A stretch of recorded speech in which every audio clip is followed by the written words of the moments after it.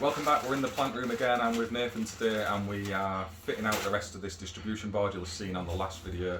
As I said, we were missing a few of the components. We've got them now and Nathan's making this one his own, putting all the last little bits together, and we're getting all the final circuits wired in. He's hard at it now, and you'll see we've got a T underneath the board now for these cables, so they're fastened on. We just need to tidy them up a little bit underneath. We've got them dressed loosely away, and Nathan's going to work on popping these final circuits in now for the charge points themselves, and then we can go and have a look outside and see what we're going to do out there with the running of the cables. You'll see I've got a little time lapse set up down there, so Nathan's been squirreling away, and I'll drop that in. You can see him bring that board back together. In the meantime, let's get on with it. I'm going to leave Nathan his board up, and then we'll jump back and see how it's turned out.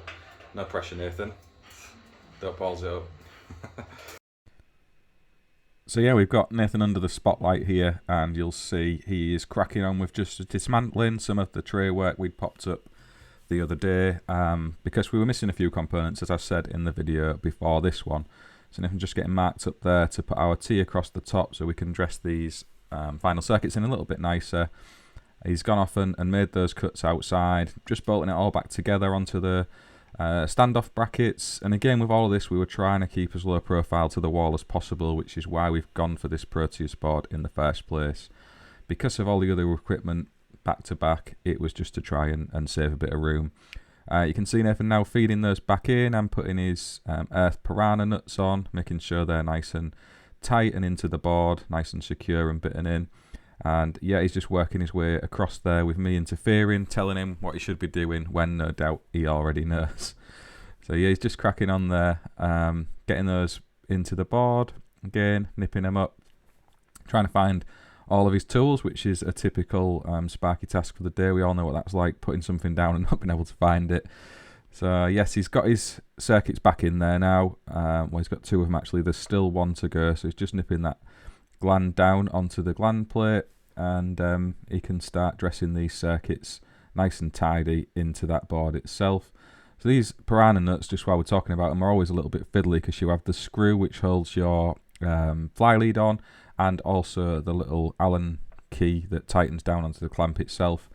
And usually it's easier to remove those before you put the nut back on, and the reason being they usually end up around the back, so you can't use them anywhere, and then you've got the issue of spinning the nut around, trying to get the screws and the Allen key out so you can reposition them where you need them. So a little tip there, when you're putting these piranha nuts on, take all the gubbins out before you tighten them up onto the gland itself, and then you can pop them in accessible positions so you can get to them more easily. And you can see Nathan's doing that now. I think he's just popping the Allen keys in, and we'll make the fly leads up later on. And then yeah, he's just got to dress these cables onto the tray after that stage, I suppose, and I assume that's what he's going to be working at.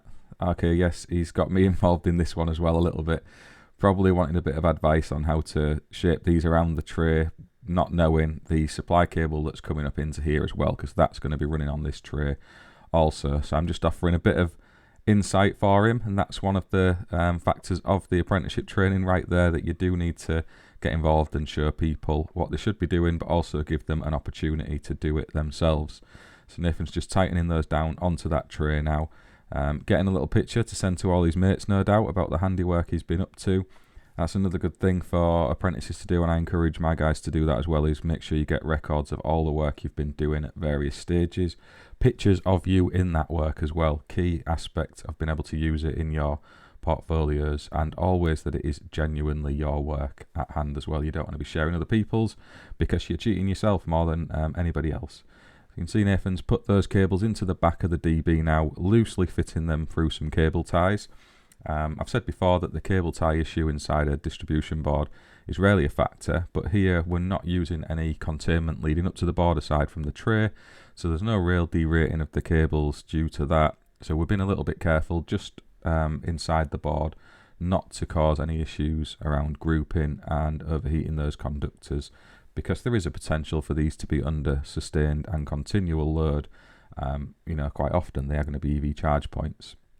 So with those cable ties, loosely fit them, allow plenty of room around the cables so that they can naturally breathe inside the enclosure. And you can see Nathan's dressing those away now, his ident tags on. He's working down from the top to the bottom with the looks of it, and again leaving generous loops on these so anyone coming to test afterwards can easily pull all of the conductors forward, see exactly what they are, so they can carry out the test process as quickly and as easily as possible. We always need to remember that as neat and as tidy we make these boards, at some stage someone's going to be taking them apart to do some testing or maintenance, so that should be your primary focus over neatness and having cables that are far too short just because they look tidy and not really that helpful to anyone.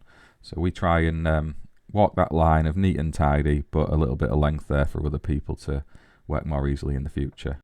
Okay, so you can see Nathan has got this just about there now. So we've got our final circuits up and loosely tied in the back, as you'll see there. So they're not nipped tight, they are just held in place. If anyone wanted to, they could withdraw them from those ties.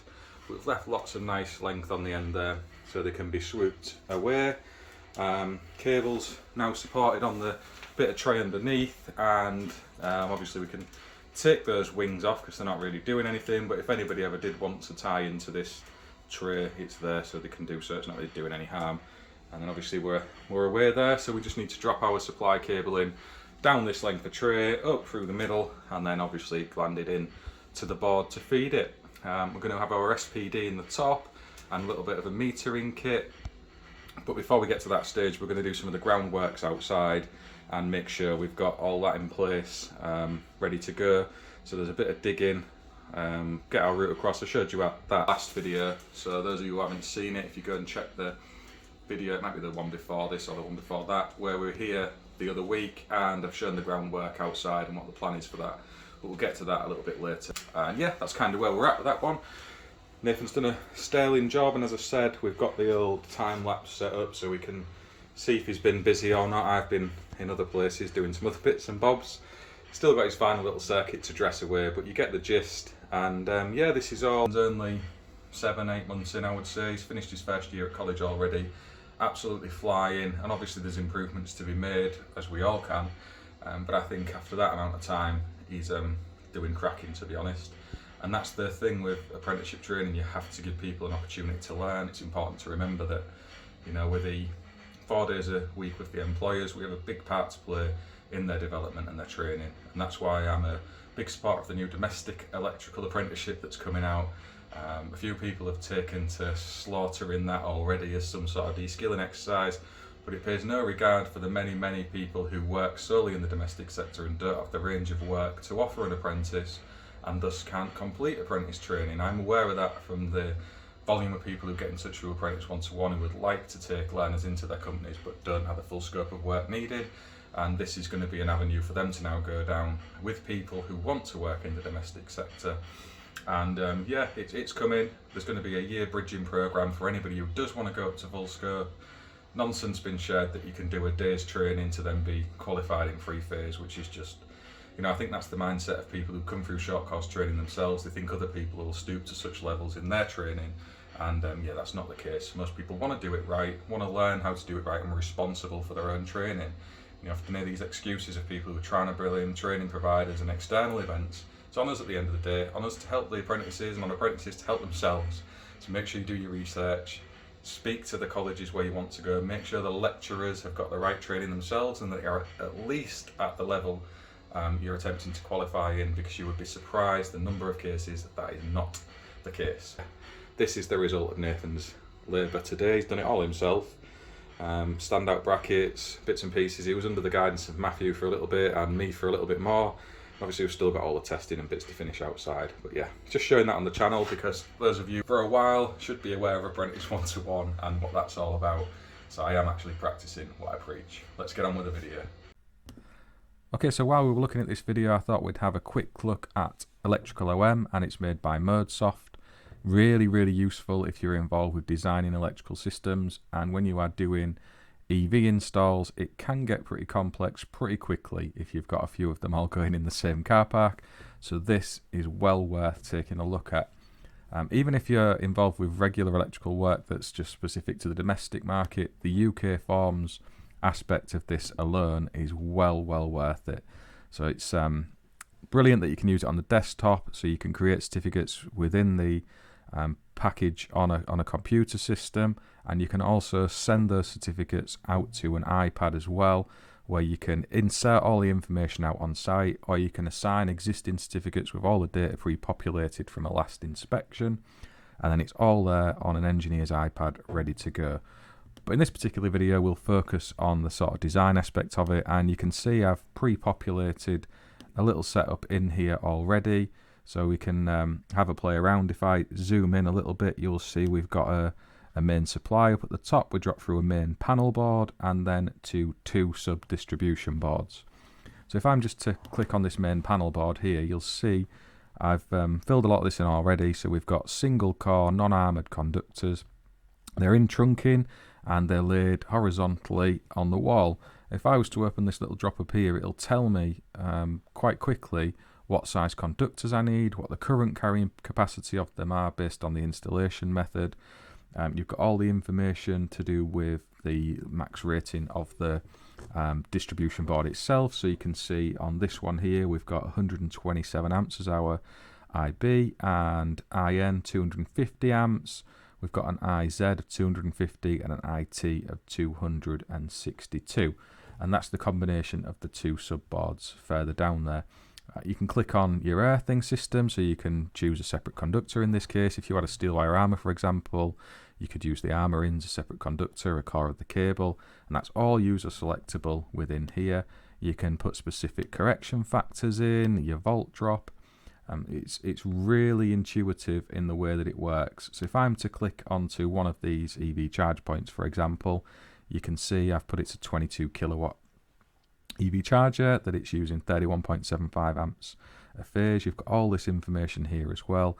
I put the cables are on perforated tray running horizontally or vertically on a wall, and that it's 25 meters long. Now that's telling me within this little drop down that I could, if I wanted, use a 4mm cable, but we are running a 6mm, and really that is just for future proofing and allowing a bit of extra capacity on the cable. You know, why not? That's what we do in that situation. You could get away with a 4mm though if you wanted, if you look at your current carrying capacities and your volt drop. So if I'm to switch this to a 4mm, you can see we are still within the required values for our volt drop. So there is that there. But we're sticking with a 6mm on this one. And again, we've got a 5 core. So if I was to click into here, for example, you can see on the earthing system, we've got the armour ins and a core of the cable, and it'll actually tell you what the armour's impedance is because of the length of the cable, what the adiabatic check is, so what your minimum is, and what the total CPC CSA is that you're using. Your protective devices, you can see in there what their max braking capacity is, what the braking capacity where they're installed is going to be, what the maximum ZS value is. There is so much information in here. It is incredible. And again, you know, you can populate this. This isn't finished. It's a work in progress, so there's amendments I need to make.